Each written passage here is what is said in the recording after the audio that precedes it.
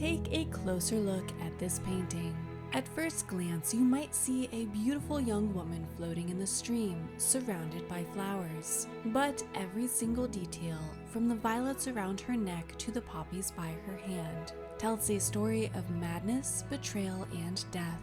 For over 170 years, millions have been mesmerized by this image. Today, we're going to decode the hidden symbols and dark meanings behind one of art's most haunting masterpieces, and discover why its message is more relevant than ever. The painting depicts a scene from Shakespeare's Hamlet, specifically the death of Ophelia. But here's the thing, in the play, we never actually see Ophelia's death. Instead, Queen Gertrude describes finding Ophelia's body floating in a stream, still singing songs even as she drowns. It's one of the most poetically written death scenes in literature, but it happens off stage. Ophelia's story is heartbreaking. She's a young woman who loses everything: her love, her father, and finally her sanity. Hamlet, the man she loves, rejects her and kills her father. The grief drives her mad, and in her final moments, she's found making flower garlands by a willow tree.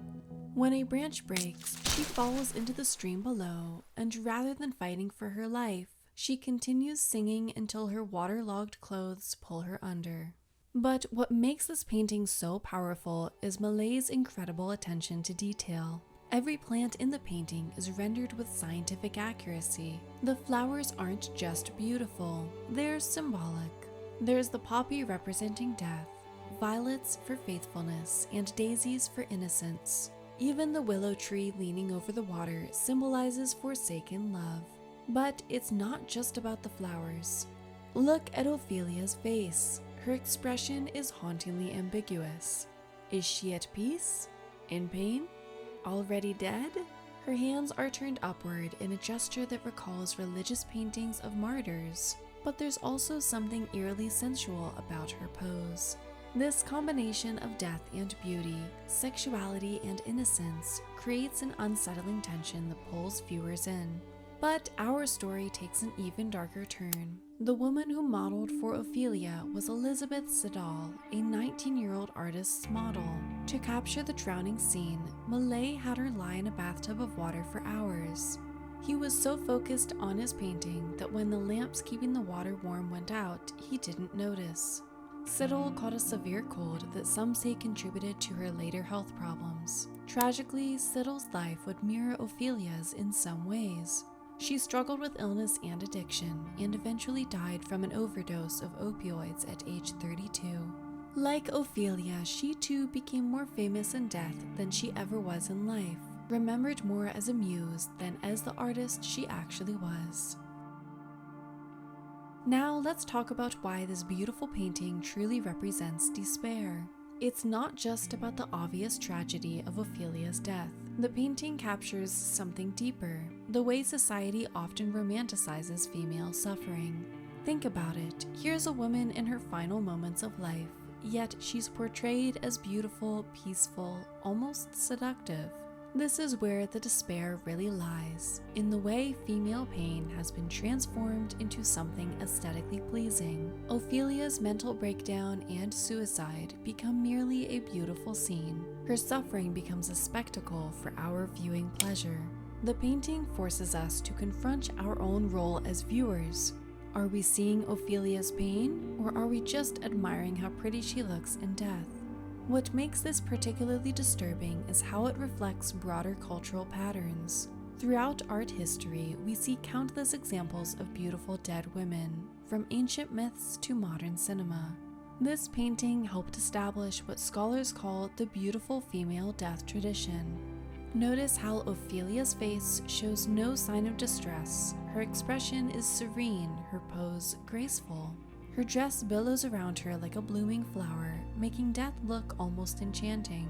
This beautification of female suffering reveals something deeply troubling about societal attitudes. Even more unsettling is how this romanticization of female mental illness and suicide continues today. From fashion photography to music videos, we still see echoes of Ophelia, the beautiful, tragic woman whose suffering makes her somehow more alluring.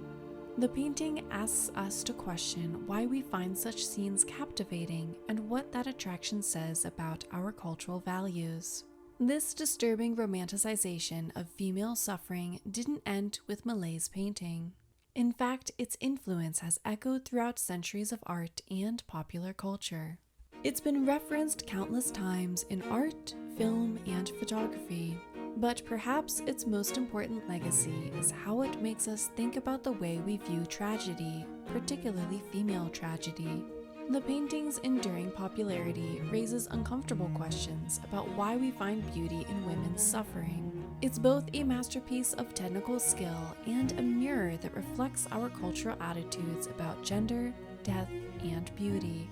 Consider how this image has shaped our visual culture. The fashion industry regularly produces photo shoots inspired by Ophelia, transforming her tragic death into something glamorous and desirable.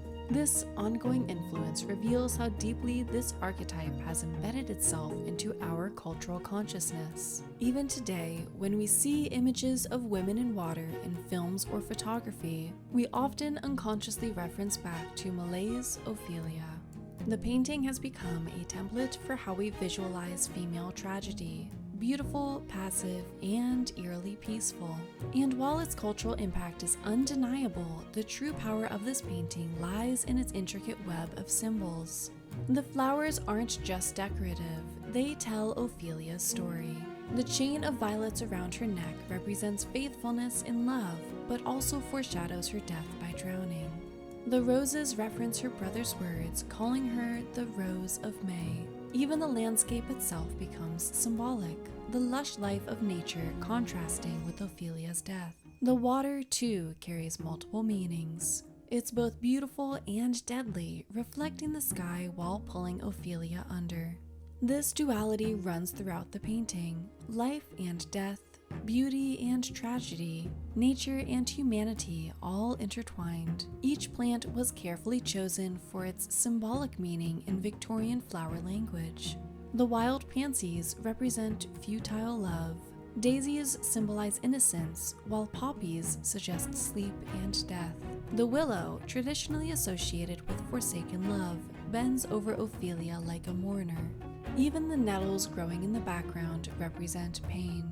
The timing of these flowers is deliberately impossible. Many of them wouldn't bloom in the same season. This intentional contradiction adds to the painting's dreamlike quality while emphasizing its symbolic rather than purely realistic nature. The way the flowers float on the water's surface creates a kind of natural funeral wreath, turning the stream into both Ophelia's deathbed and her grave. Ophelia is more than just a beautiful painting. It's a complex meditation on death, beauty, and the way we view female suffering. The painting's power lies in this contradiction. We're drawn to its beauty while being troubled by what that attraction says about us. In the end, perhaps that's why this painting so perfectly represents despair. It shows us not just Ophelia's tragedy. It's a mirror that reflects back not just what we see, but how we see it. And in that reflection, we might find something that makes us uncomfortable about our own views of tragedy and beauty. The next time you look at this painting, look beyond the beautiful surface. See the despair hidden in the details, the tragedy beneath the tranquility.